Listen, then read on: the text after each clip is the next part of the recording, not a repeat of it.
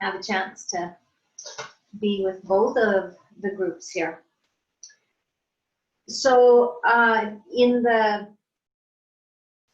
looking at the lineage of Shivananda Yoga, which is essentially the pathway that is being passed on to you. And I need to qualify that in that the paths are many and the truth is one, and that's a phrase that was coined by Swami Shivananda. So he was a bit of an anomaly, I would say. So in my book on page 198 is this lovely picture of Swami Shivananda in Letters from the Yoga Masters. That was a postcard that he sent to Hari. And so Hari was a disciple of Swami Shivananda and also Swami Vishnudevananda. So this was my direct teacher as well, Hari and Swami Vishnudevananda. And so Swami Shivananda was the guru of both of them. And Swami Shivananda was unique in that he was a medical doctor, had a very lucrative practice of treating the poorest of the poor and the people that most other doctors didn't treat because he didn't get paid. And he was super kind. And so one day when he treated a yogi, instead of money, the yogi gave him some scriptures in yoga. And that, when Swami Shivananda read those scriptures, he was immediately just struck by them. It was the spark awakened, and he said, this is what I need to do with my life. And so he left the medical practice in the sense of being Dr. Cooper Swami Iyer and became a sadhu, traveling, and, you know, not like, you don't have anything, so if you're fed by the people who feed you, etc. And after some years of this deep internal practice and such, he met his Swami on the banks of the Ganges River, Mother Ganga. And this yogi said, you're ready to become initiated as a sannyasin, as a Swami. And so he said, meet me at the river tomorrow and we'll do the initiation.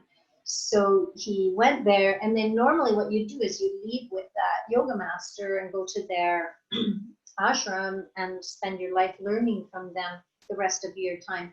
But that's not how it works. Swami Shivananda really wanted to be in Rishikesh, and so he said, I really don't want to go with you, I want to stay here. And so he had the blessing of his guru, whom he had met for one day, to do this. So Swami Shivananda studied under a variety of different yoga masters, Ramana Maharishi, they're named in the book anyway, so various different ones, and they were from different pathways, Raja Yoga, Jnana Yoga, Hatha Yoga, Bhakti Yoga. And so he became a teacher of all the many pathways, and of course recognizing the paths are many and the truth is one.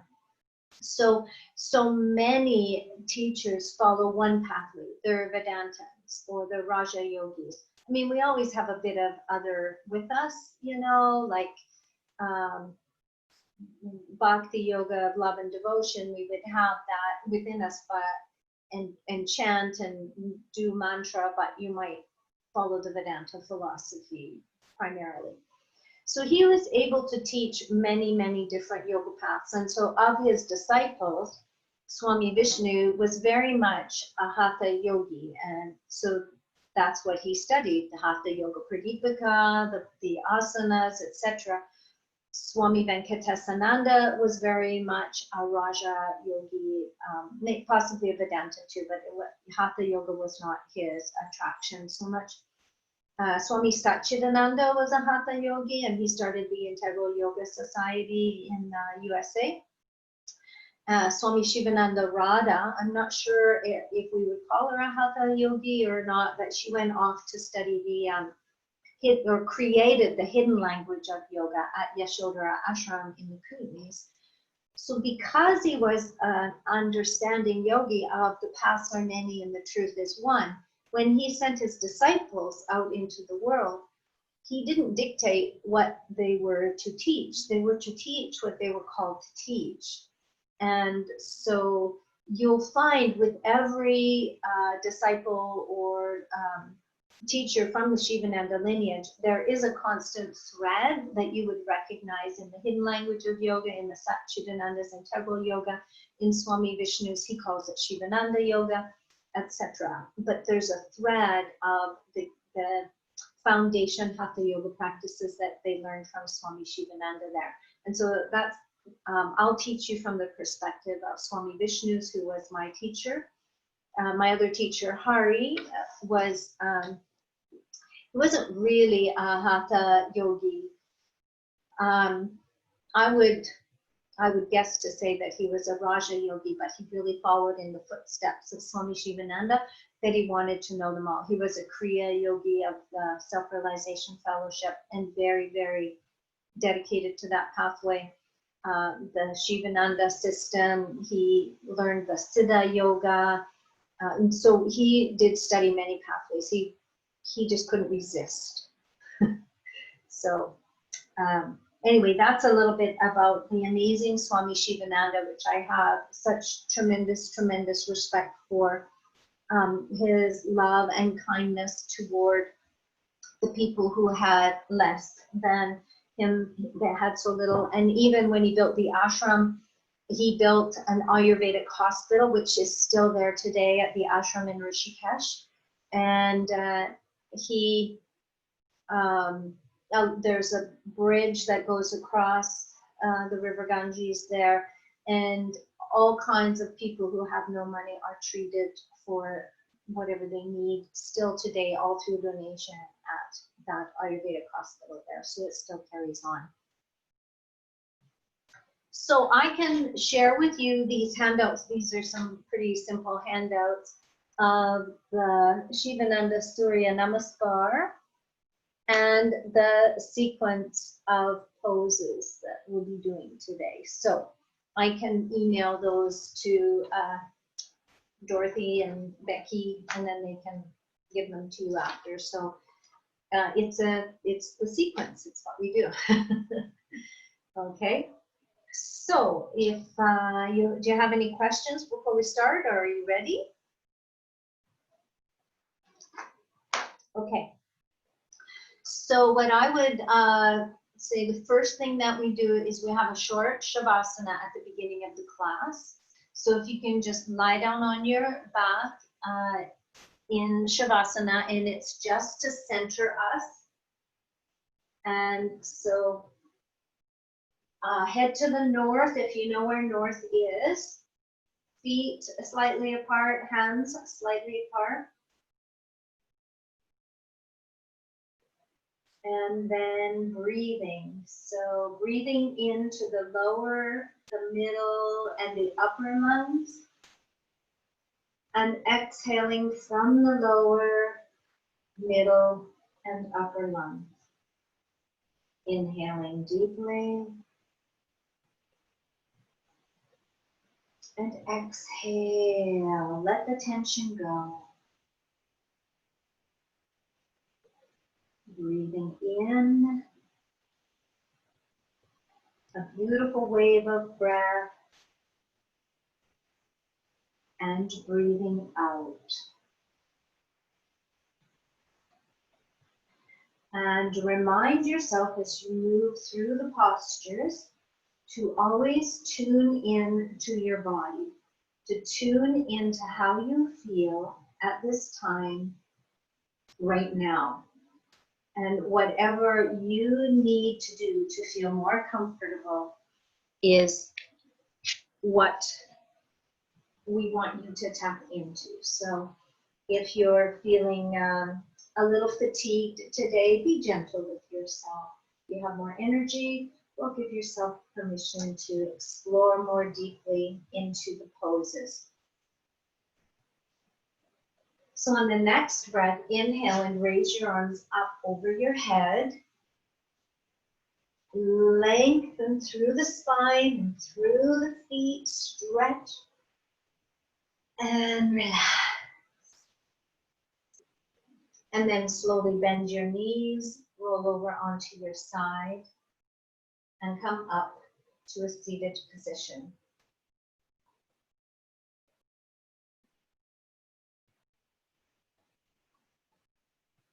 All right. So in the Shivananda system, the warm-up is Surya Namaskar, okay? So in my personal practice, warm up before I do the warm-up of Surya Namaskar, but I'm teaching you to the best of my ability this true Shivananda class today. And so we're going to just warm up with our Surya Namaskar. So I encourage you to move through listening to your body. So I'm going to demo the Shivananda Surya Namaskar because we have so many different Surya Namaskars today. I'll do it fairly quickly, run through it, and then I'll talk you through it.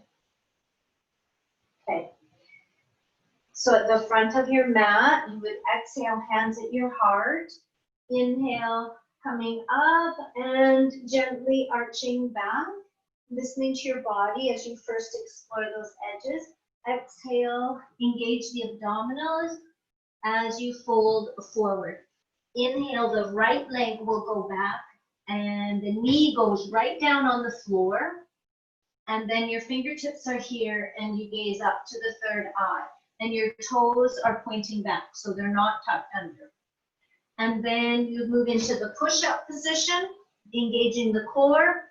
Exhale, knees come down into the 8-pointed pose. Knees down, chest down, and chin or forehead. So the 8 points are 2 feet, 2 knees, 2 hands, the chest, and the chin, or the chest and the forehead. Flatten out, arch up into Cobra. Soften, tuck your toes under, press into down dog. Inhale, right foot comes forward, so it's the same foot that went back. Left knee comes down, toes point back, gazing to the third eye. Left foot comes forward into your Halasana. Inhale all the way up, arch back, and exhale down. So that's one round. So now if you want to come to standing. And so I really encourage you to work with your body and use this as it is a warm-up, okay? So each time you move through it, your body will respond and allow you to go more deeply. But you just really want to take your time in how deep you go to start, okay? So starting at the front of your mat, exhale, hands to the heart. Inhale, bring the arms up overhead and gently arch back. Just feeling that first area of resistance. Exhaling, fold forward, soften the knees, engage the core, and come to your Padahastasana, forward bend. Inhale, the right leg goes back, knee goes down, toes point back, up on your fingertips, and gaze to the third eye. Then place your palms down and step back into push-up position. Engage the core and try to be like a straight board. Excellent. Then exhaling, knees go down, chest goes down into your 8-pointed pose, and chin or forehead. Some people can do forehead, some can only do the chin. Awesome. Flatten out and raise up into a gentle Bujangasana Cobra. So be gentle at first. Great. Soften the pose, tuck your toes under, and exhale to downward facing dog. There we go. Pushing the floor away. Now inhale, step the right foot forward, and you may need to wiggle it up there to get it back up between the hands again. So you want that alignment with the foot up, not left back there. The left knee is on the floor, and on your fingertips, you can gaze to the third eye. Then step forward with your left foot. Feel this forward bend pose. Just take a moment to feel the stretch in the hamstrings at the back of the legs. And then push your feet into the floor. You can bend the knees, engage the abdominals. Inhale, come all the way up. Arching back. And exhale, hands to your heart. All right, that's one. On the right side now, we'll do the left. Exhale, hands to the heart. Inhale, arms up and arch back. Listening to your body, responding to the feedback. Exhale, fold forward into Padahastasana. In this system, the forward fold is Padahastasana. It's not Uttanasana. Step back with your left foot. Knee goes down, toes point back. Up on the fingertips, open your heart. Open the chest as you gaze to the third eye. Then stepping back into your push-up position, engaging the core. Exhale, knees down, chest down, forehead down. Rising up into Cobra, Bujangasana, opening the chest, opening the heart. Soften, tuck the toes under, and press into downward facing dog.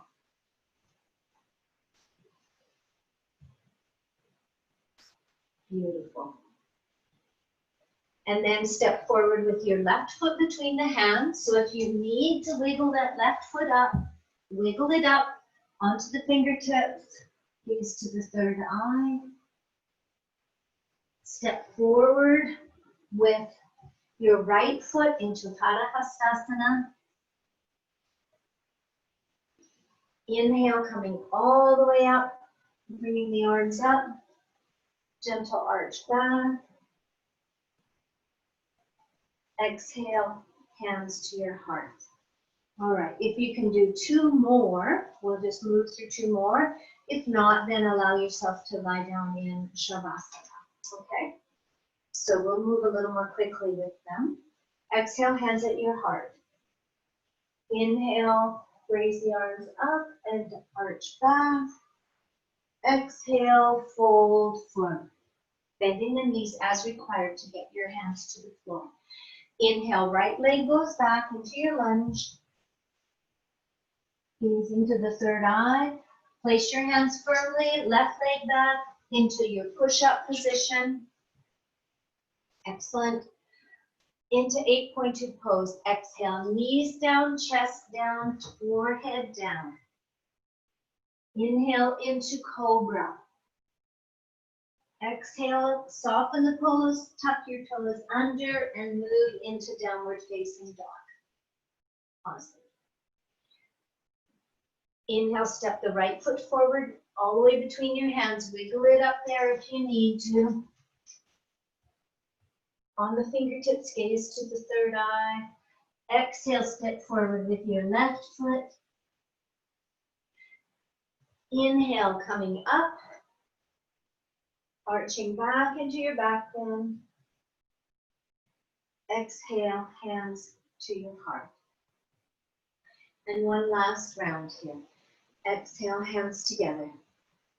Inhale, arch up and arching back. Exhale, fold forward. Moving with attention and grace to what the body is telling you.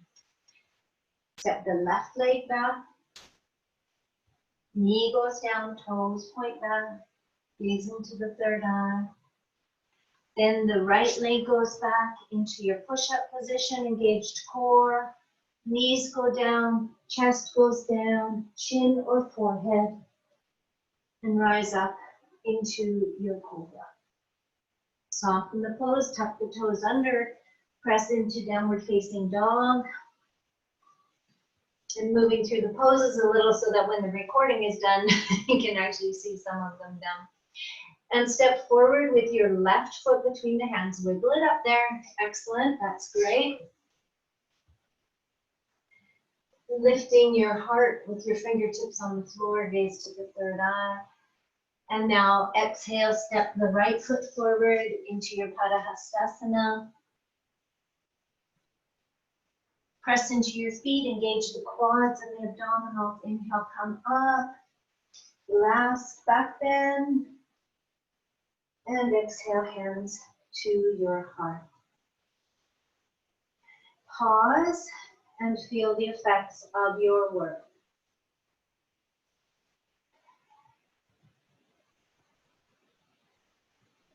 And then when you feel ready, move back down to the floor. Head to the north for just a short Shavasana of 3 deep breaths to bring you into recovery. So normally in a Shivananda class, we would do 12 of those Surya Namaskar, but we have an hour and a half for a Shivananda class as well.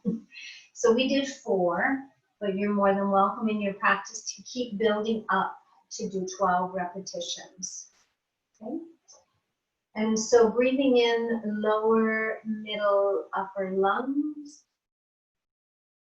Exhale, relaxing, letting the tension go from the lower lungs, the middle lungs, and the upper.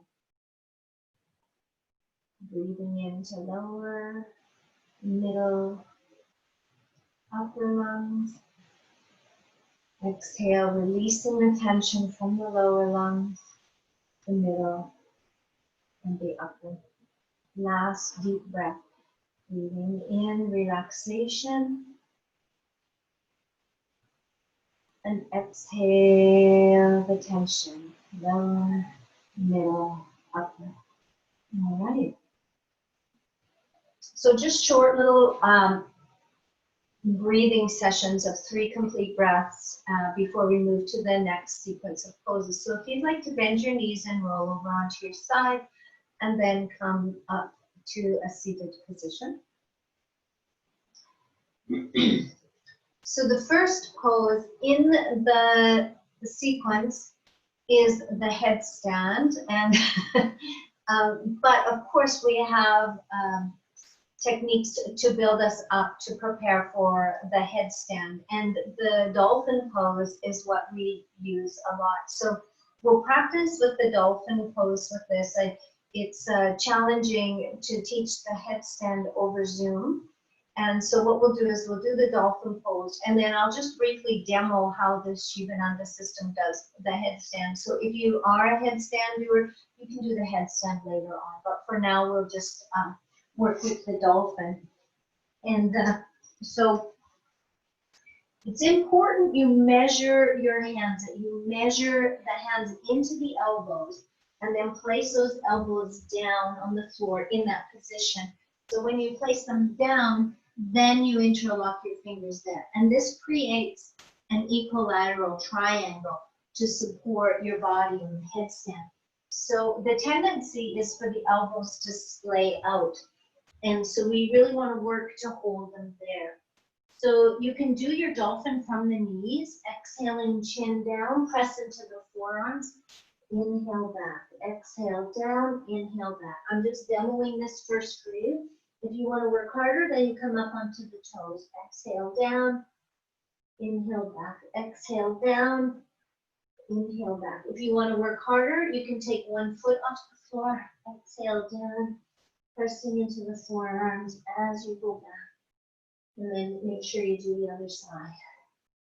So different stages of it. And if a student of mine is not able to do dolphins with the hips up, I wouldn't even go anywhere near the headstand with them. They need to be able to be fairly confident and comfortable doing a lot of dolphin pose, okay?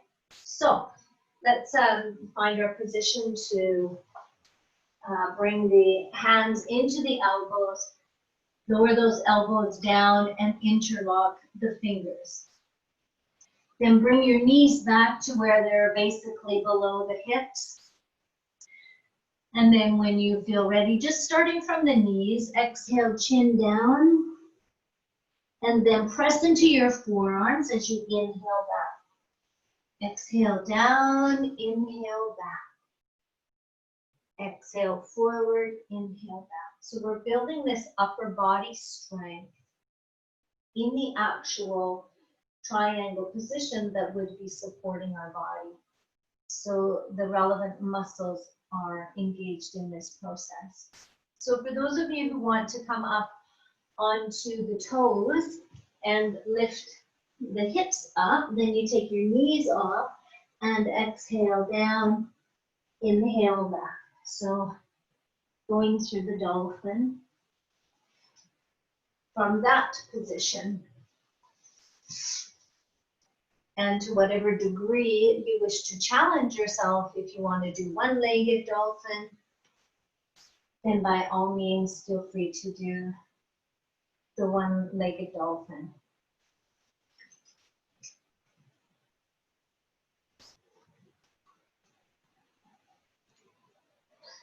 And then if you do one leg, then switch to do the other leg as well, so that you are equal on both sides of the body. And then preparing to wind down now. So finishing up on both sides, you can rest for a moment in child's pose.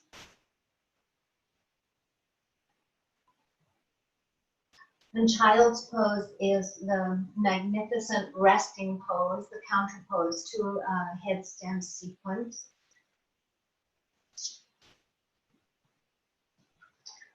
And then when you are ready to raise your head again, I'll just do a quick demo of the Shivananda headstand. So, forward now. Okay, and so I measure the arms in exactly the same way. Walk my feet up to the body. So short hamstrings would end up reflecting a bit more like this, and they couldn't get their feet up. And then lifting the knees up, and then coming the rest of the way up.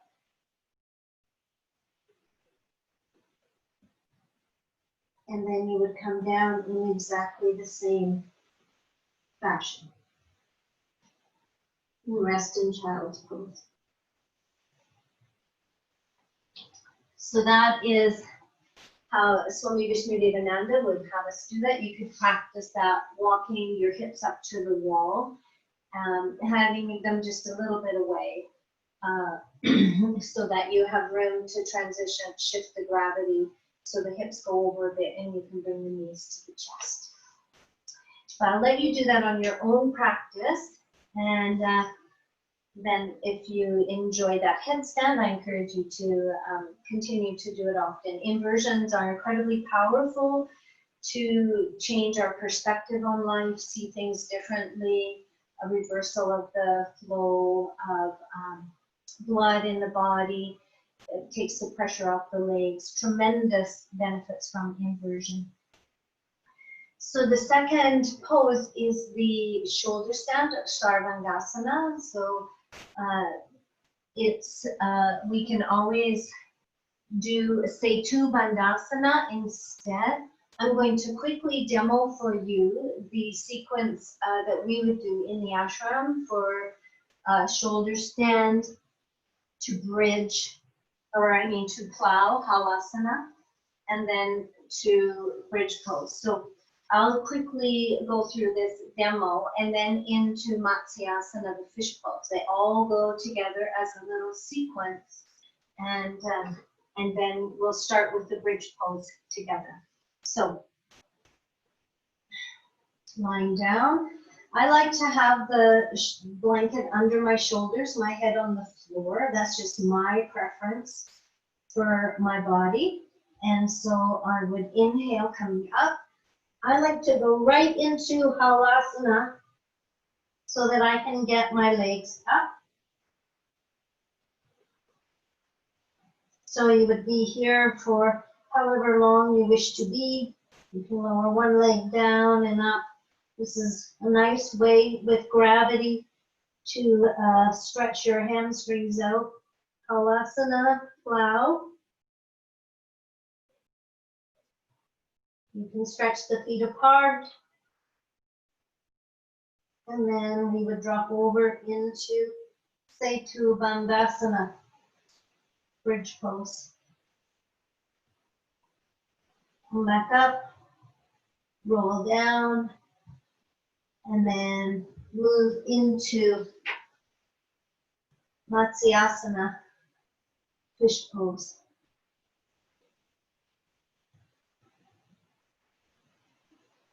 Then come back down.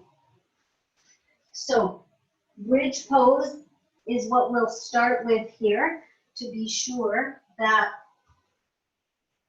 everyone is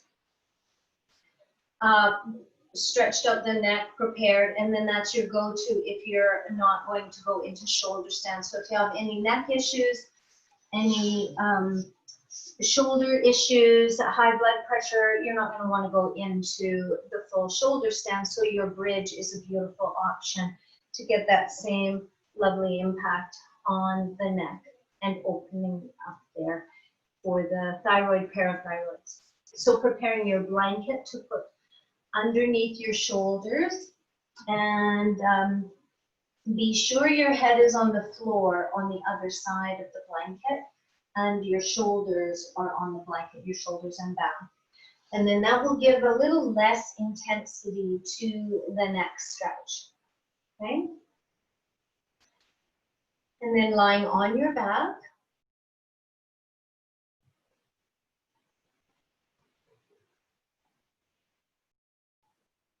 And then you can bend the knees and bring the feet below the knees. Now, there's a measurement that you can measure the middle finger to the heel, but for many people that's too close. And so then that's just a point. Okay, that's too close. I'm not comfortable coming up with that. And so you can move your feet out of it. Ideally, when you lift up into the bridge pose, say to Bandhasana, you would like your knees to come above your ankles there. And so if your feet are too close, that won't work out for you. Okay, so arms beside you, pressing into the feet, slowly lifting the hips according to the comfort of your body. Inhale, raising up into Setu Bandhasana. We'll start with Setu Bandhasana before we dive into Sarvangasana, shoulder stand. So I'm just going to go in here just so that when you're watching this video again, you know again what we're talking about. Setu Bandhasana. And then if you want to come out, lift up on your toes and slowly roll down the spine. And now it's on there. And so those of you who want to move into Sarvangasana, the shoulder stand, then prepare to move into that. For those of you who want to just repeat the bridge again, Setu Bandhasana, then do that. Okay, so talking you into it, inhaling, if you're going into Sarvangasana, raising the legs up, rolling up so that you can support your back with your hands. Excellent. Raising those legs up. And Setu Bandhasana bridge pose is your go-to. All right. So for the viewers at home who can't see you, I'll just roll into it one more time. And if you need to go into Halasana Plow pose, just to get your elbows closer together, and then raise your legs back up again, then go in and do that, and then raise the legs back up. So breathing in this pose, finding the place of sattva, the place of the most comfort in Sarvangasana with this inversion. Folding your legs over in some semblance of Halasana Plow, if you're there. For those of you who are in the bridge, bring yourself down. And if you go into Plow, Halasana, you can. If you are not comfortable with Halasana, then draw your knees into your chest in Uttanasana. All right. And then from Halasana, come back up into shoulder stand. And those of you who are comfortable to drop over into bridge can. I know some of you can, but others, you can just simply roll back down out of the pose onto your back, because we have already started with Setu Bandhasana, the bridge pose.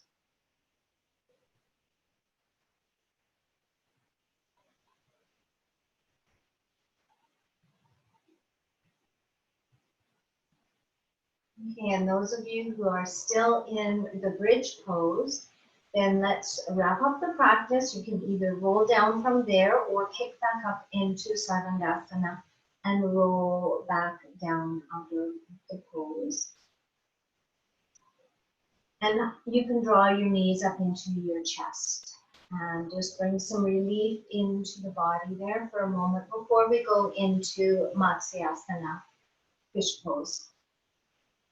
So because the shoulder stand draws the chin toward the chest in this way, it's really working with our parasympathetic nervous system, the calming system. When we move into Matsyasana, it works more with the sympathetic nervous system, and therefore we don't hold it as long. We hold it to 1/3 to 1/2 the length of time of that entire sequence we just did. So I move the blanket. There's a few alternatives here. You can do the regular Matsyasana. I put the palms under my buttocks, lift my chest, and lower the crown of my head, just lightly touching the crown. And if we have neck injuries or concerns, then we lift and come down. We would not be doing that. You can do an alternative here where you just put the soles of your feet together, let the knees fall out and grab your elbows. This is also a very nice alternative in situations of anxiety. So instead of lifting and opening the chest as we would here, we just stay flatter in this position. And then roll over to come out.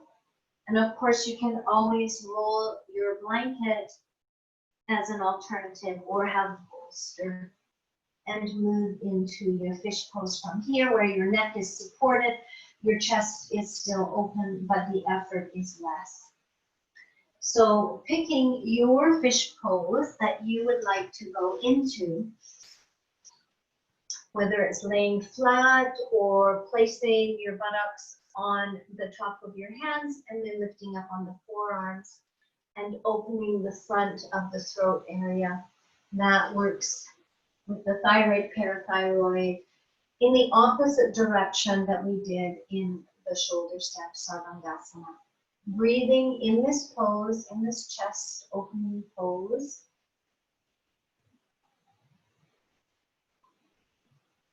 And so if your previous sequence in shoulder stand, plow, fish, etc., or shoulder stand, bridge, plow, took about 3 minutes, you would do maximum a 1 minute Matsyasana.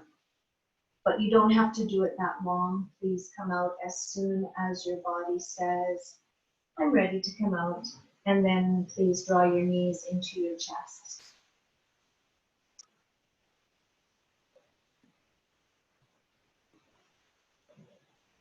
All right. And then just pausing before we move into forward bends, please stretch out your legs in Shavasana. And we'll do 3 of those deep breaths. Breathing into the lower, middle, and upper lungs. And exhale and release any tension in your body. Let it go. Breathing in deeply. Tension is a state of mind. And so we need to help the body to release it from its muscles and let it go. The mind helps to tell the body to release that tension so we don't take it into the next poses with us. One last deep breath, breathing into lower, middle, upper, beautiful, relaxing breath. And exhale and let that tension go. And then bending your knees, if you could roll over onto your side and bring yourself up to a seated position.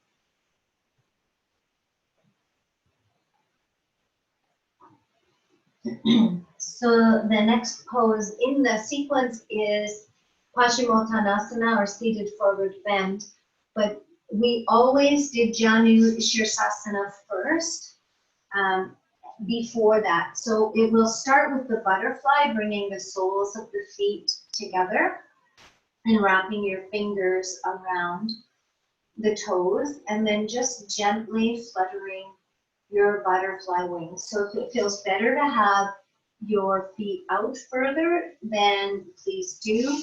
This is the only pose in this system that we actually sort of have a fluttering movement like this.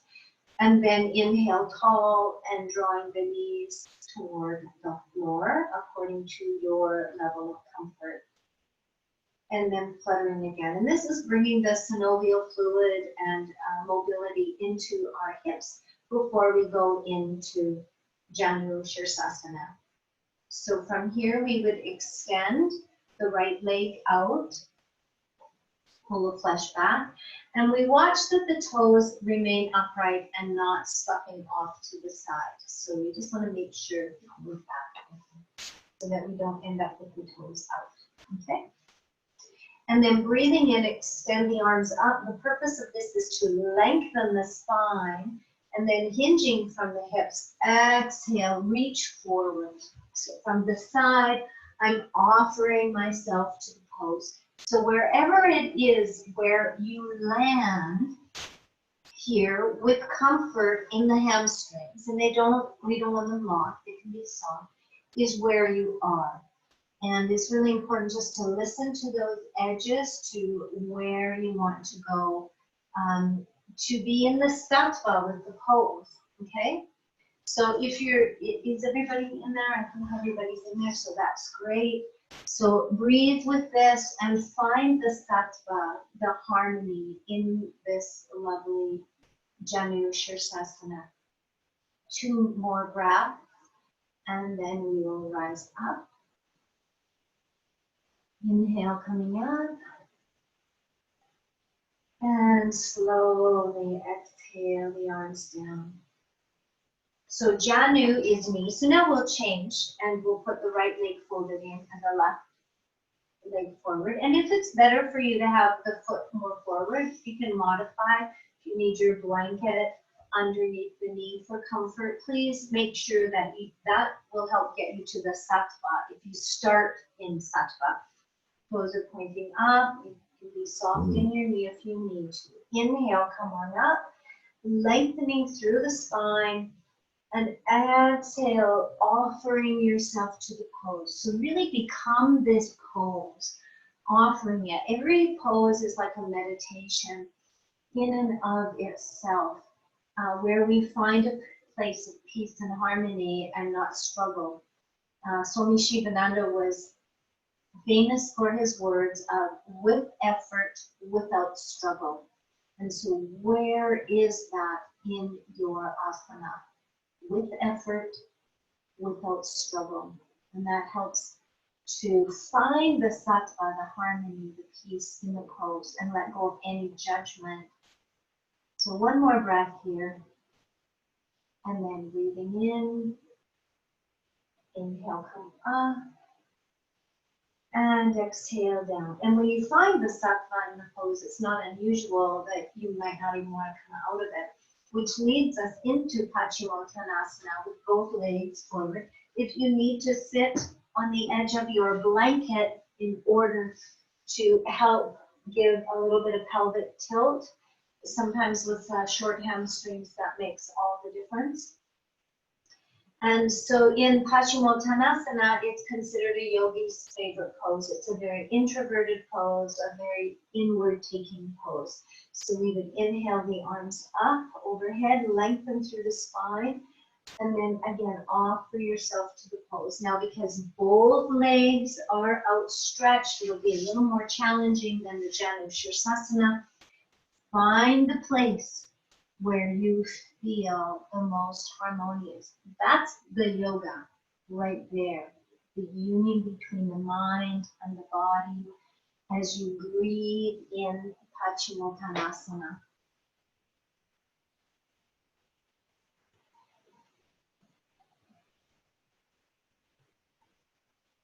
Beautiful.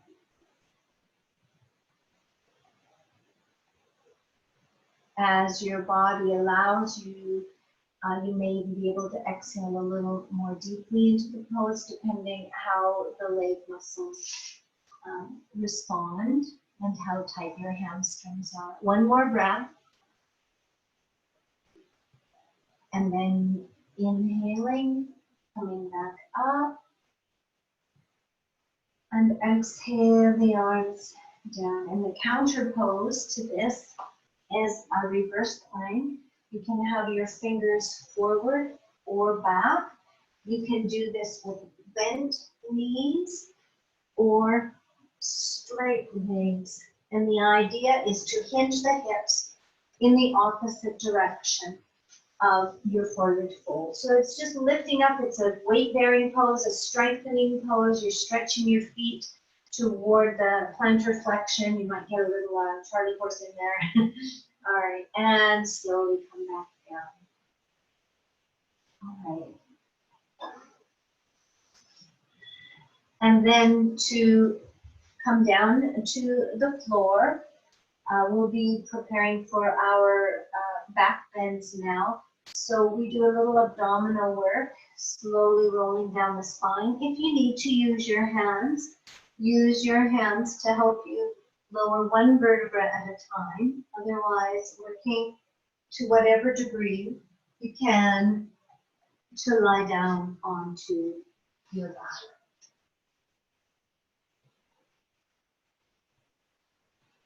All right. And yes, now you can hug your knees into your chest in Uttanasana, which is a beautiful relief into the low back. Okay, and I would ask you to either sit up or if you can see me from where you are, you can roll over onto your tummy and just take a look at our next poses here. So we're moving into 3 back bends, and normally we would do each one 3 times, but normally we have an hour and a half for this class. So what I'm going to suggest is that we're not doing them all 3 times. We're just going to go through each one maybe twice, okay? And we'll move through them fairly quickly. So the first one is your Cobra, Bujangasana, and it's working with the upper spine flexibility. So normally your fingers would align with the shoulders here and elbows tucked into the side. But if that is not comfortable, bring your hands more forward for less intensity. We want to keep the pubic bone on the floor, so if having your hands here means you end up here, that's not where we want to be with it. Okay, and so just to demo the pose, I touch the third eye to the mat, breathing in, raising forehead, nose, and chin. My feet are pressing into the mat, my elbows are beside the ribs, and I'm lifting the sternum as I awaken and open the chest, and then slowly rolling back down the spine. Okay, so let's try Bujangasana together, finding where you want your hands to be. So if you would bring your fingers in line with the shoulders and tuck the elbows beside you, and if you know right away through your own body awareness that's not going to work, move your hands more forward. Okay. Honor your back, and if you have low back concerns and discomfort, put your feet wider apart. Significantly wider will really help. All right, touching the third eye to the mat, breathing in and rolling up the spine, one vertebra at a time, like really being aware, shoulders dropping down, shoulder blades going down your back. Opening your chest, honoring the neck. You can gaze to the third eye. You don't need to drop your head back. Beautiful. Beautiful chest opener, creating space for the lungs. Keep breathing. And when you are ready to come down, slowly come down like your mala beads, 1 bead at a time coming down. The vertebra, 1 vertebra at a time. Beautiful.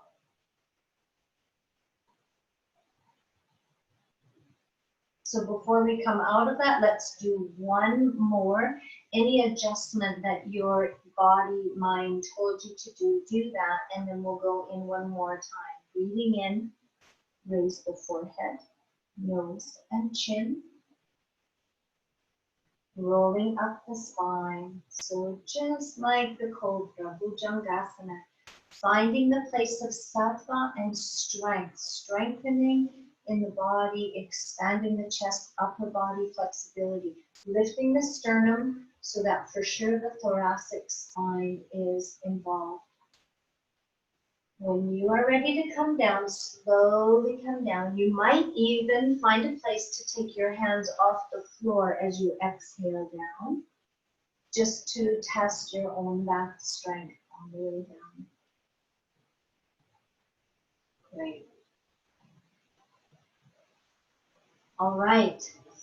This was for the upper back flexibility. Now the low back flexibility is Shavasana, our locust. And so in the locust, we try, if you can just come up onto your elbows and look this way, to bring our elbows together almost underneath us. Individual fists, don't interlock because that doesn't feel comfortable.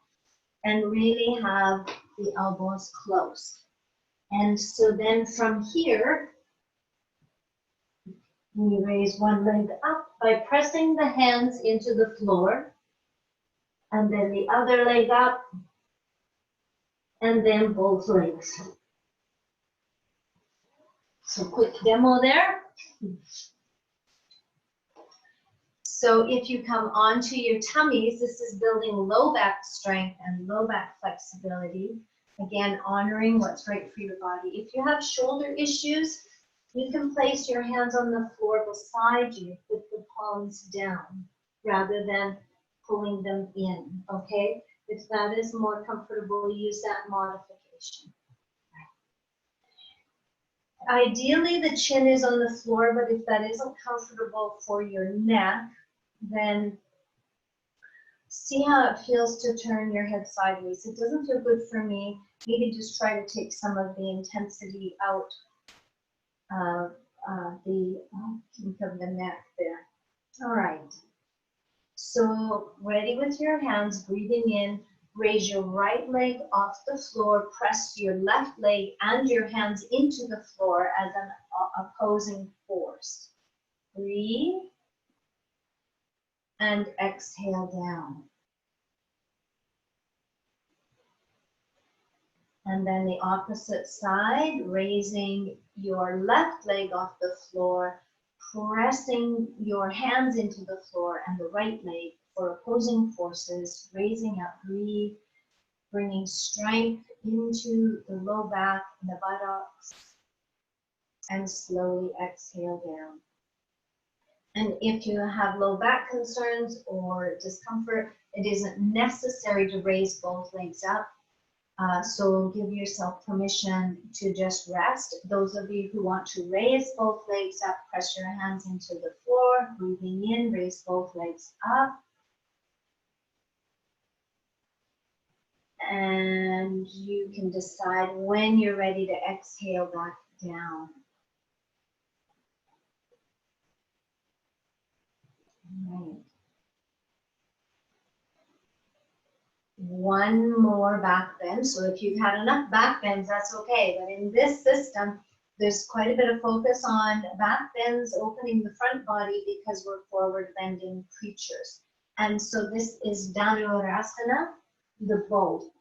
And so from the bow, we would reach back, and you can do one side and the other side, or if you're able to, then you do both legs. And if you can't reach, you can just lift in this way for Udtanasana. So if you want to do one side and the other side, then we'll do it twice.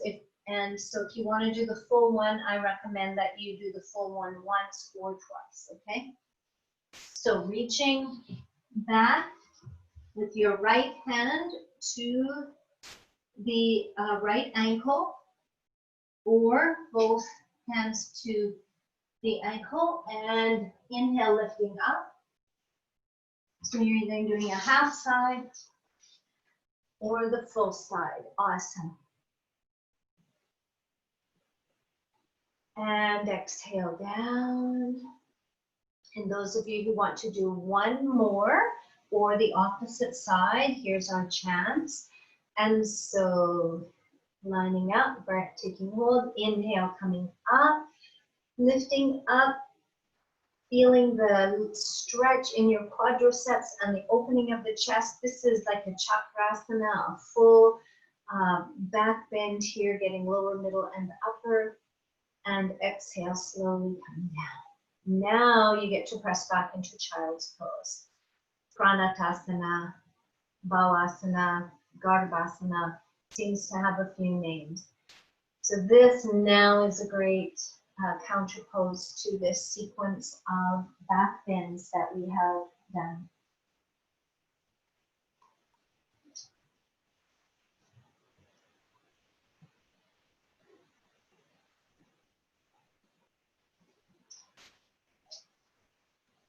And breathing into the back body there, our lungs do expand into the back. And then when you feel ready, bring yourself back up to a seated position.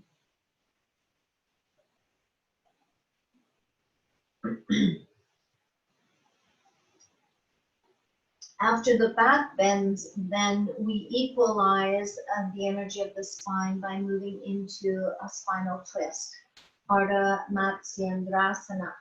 So half fold of the fish's pose.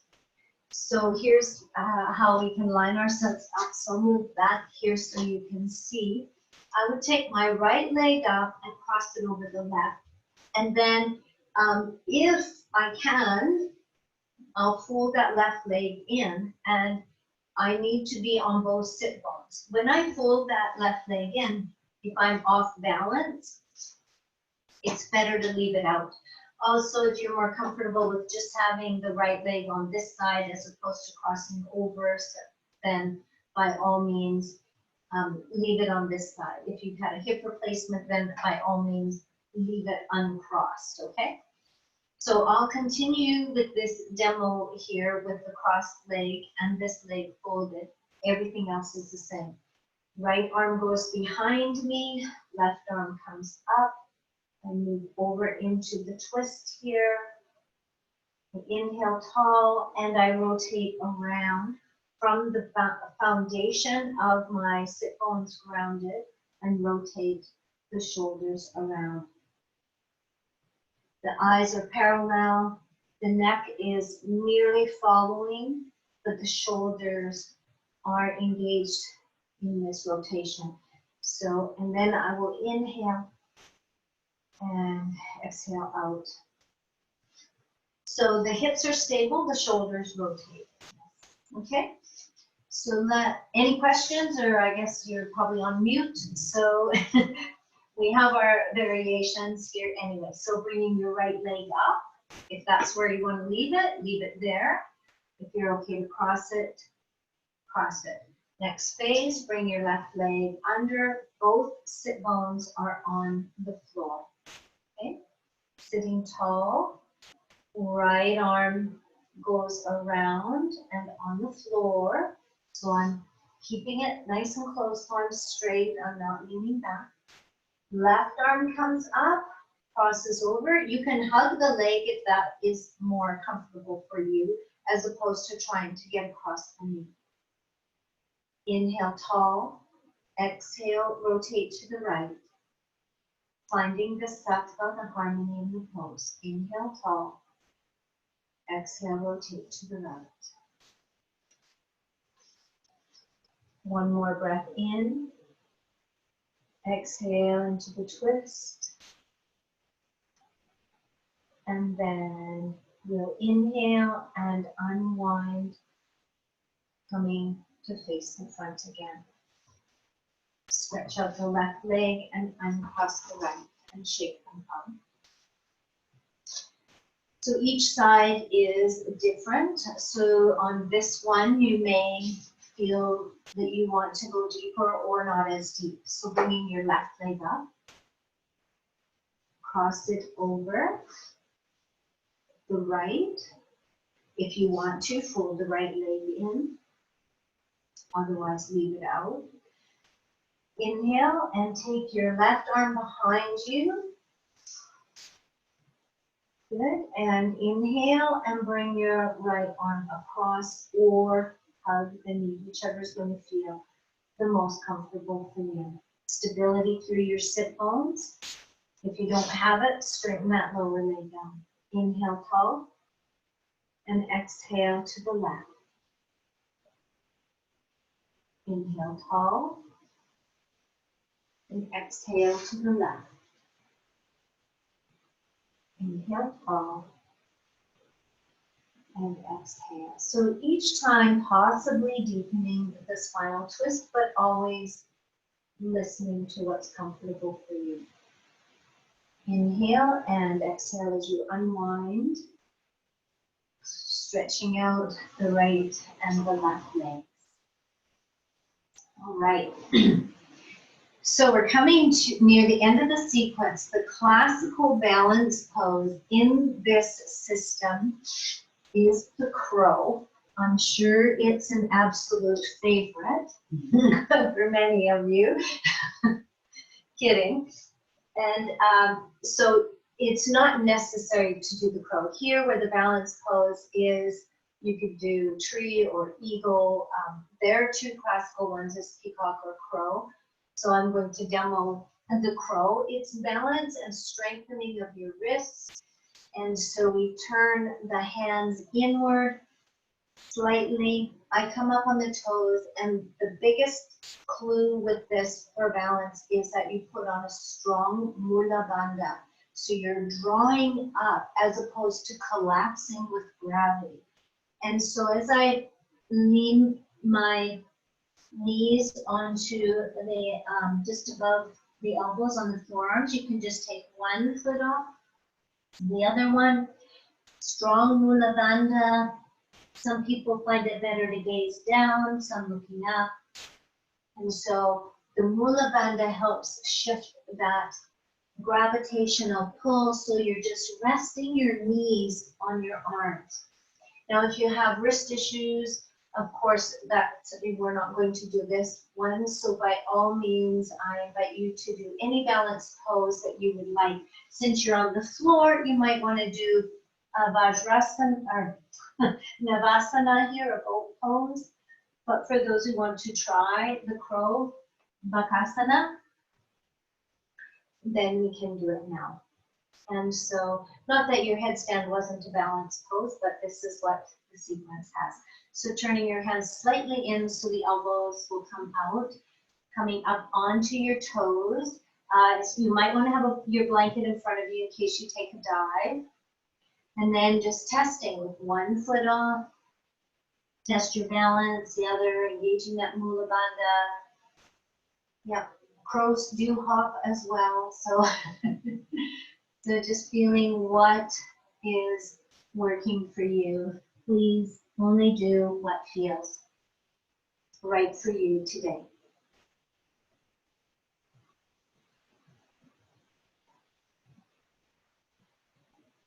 All right, and we have two more poses in the sequence, so I'm moving us fairly quickly so we get a little Shavasana here. The next pose is to move into Padahastasana. I know this is a little unusual for the systems of yoga that you know once you're on the floor, that's it, you're on the floor. I apologize, but this is the sequence. So we would go from our crow into our forward bend here. So wherever you are, if you're here, it's whatever feels the most right for you at this time. So we have this beautiful forward bend. Padahastasana, pada is feet or legs, hasta is your hands. And so your hands and your feet are meeting here. In other systems, it's called Uttanasana. And so allowing the front of the body to let go, lengthening of the hamstrings. Longer hamstrings are really beneficial for many of the yoga poses.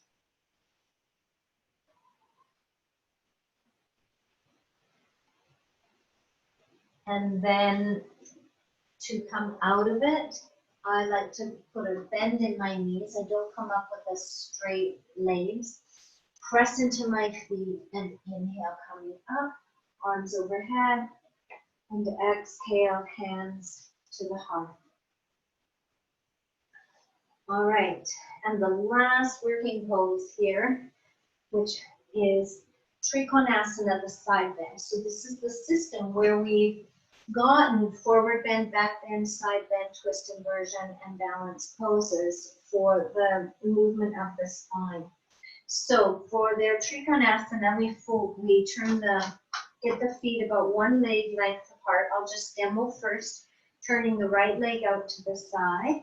And then from here, we bring the left arm up and over, right over the ear here for our Trikonasana. So of course, if we can't go down that far, we go to where we are able to. We don't want to end up being like this in the pose because it's an open heart pose here. Hands can be on the hip or laying on the side, but if you're comfortable, we bring it right over the ear in this side stretch, Trikonasana, and then inhale, come up. All right, so standing on your mat, feet about one leg length apart. If you like it wider, that's fine. If you like it more shorter stance, that's fine too. Turn your right foot out to the side, and your left foot can come in slightly, the toes coming in by lifting your heel back, or just keep it parallel to the short edge of your mat.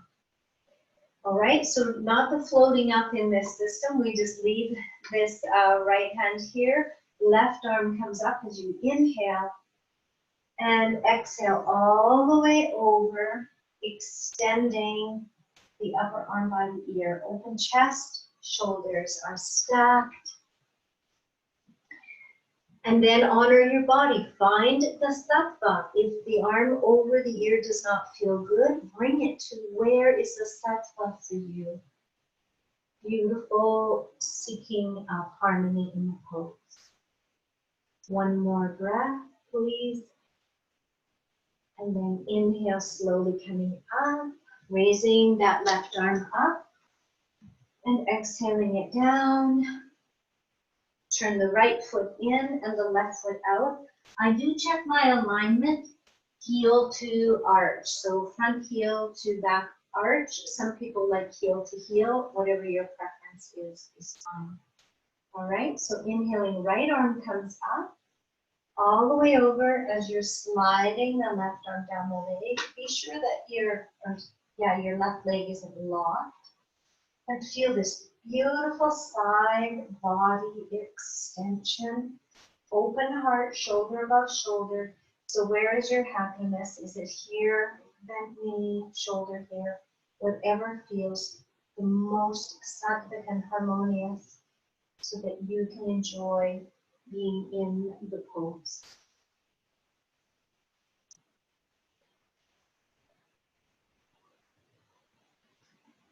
And one more breath. Breathing in, raising the right arm up. And exhaling the arm down. And just a quick counter pose, Uttanasana, forward fold. Just to align the body again. So when we go to the right side, that's stimulating Pingala, the left side, that's stimulating Ida.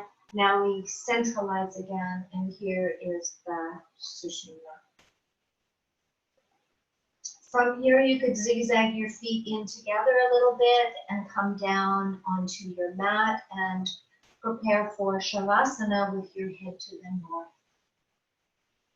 If you want to cover with your blanket, that's a fantastic idea because we've warmed up the body, and as we go into Shavasana,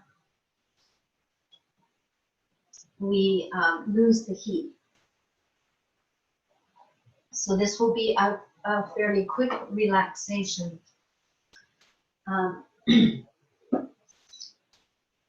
When you know this, the Shivananda system off by heart, you just move through the poses really, really quickly. But when I want to make sure that everybody knows what we're doing and giving modifications, it's very hard to do that. So lying down in your beautiful relaxation pose.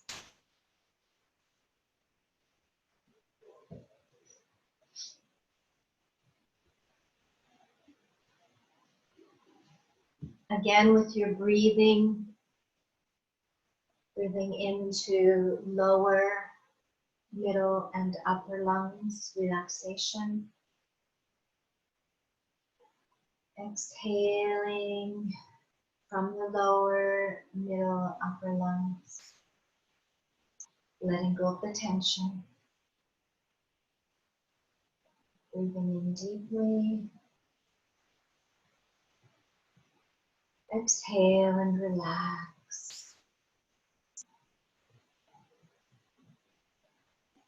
Breathing in deeply. Exhale and let the tension go. Shavasana is the pose and Yoga Nidra is the process we're moving into. So reminding our body how to relax. Please relax the feet.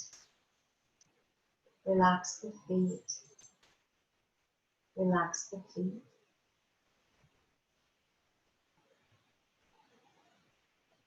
Relax the calves. Relax the calves. Relax the calves.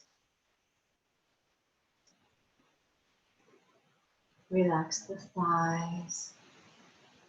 Relax the thighs. Relax the thighs.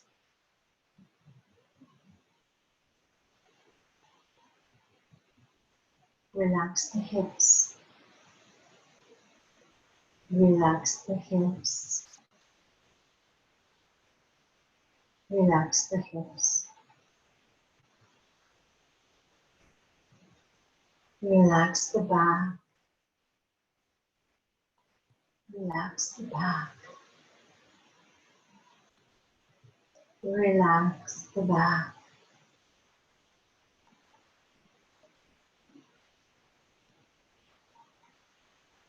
Relax the chest. Relax the chest. Relax the chest.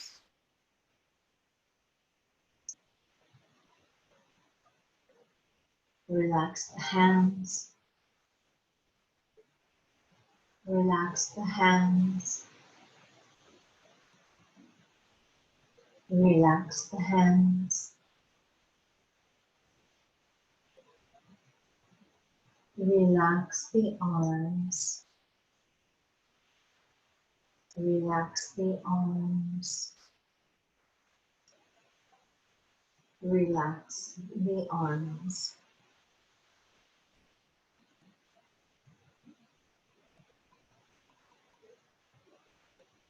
Relax the shoulders. Relax the shoulders. Relax the shoulders.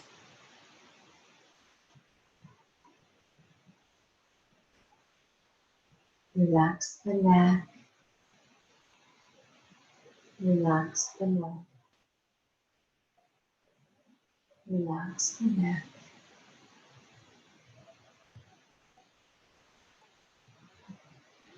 Relax the head. Relax the head. Relax the head.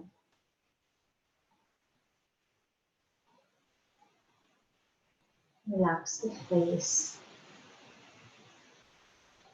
Relax the face.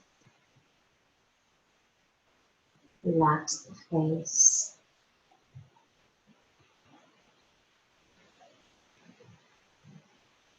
And relax the mind. Relax the mind. Relax the mind. Dive deeply into your inner quiet and completely relax.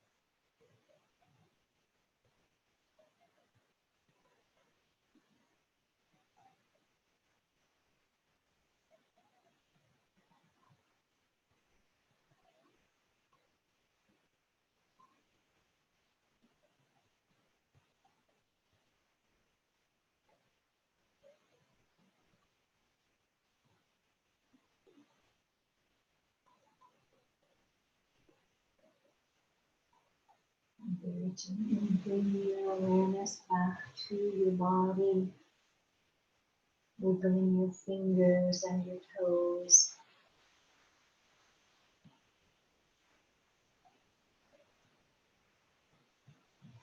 Roll your head from side to side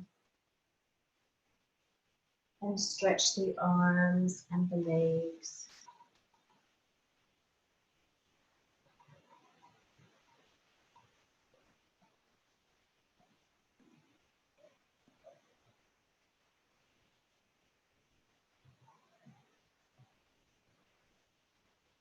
And then when you feel ready, please bend your knees and roll around to your side to come up to a seated position.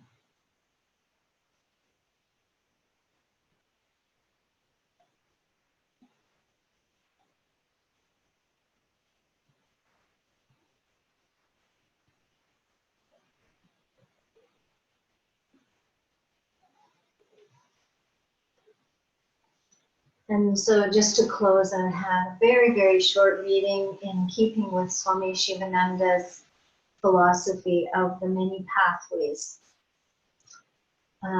There are as many ways to God as there are souls.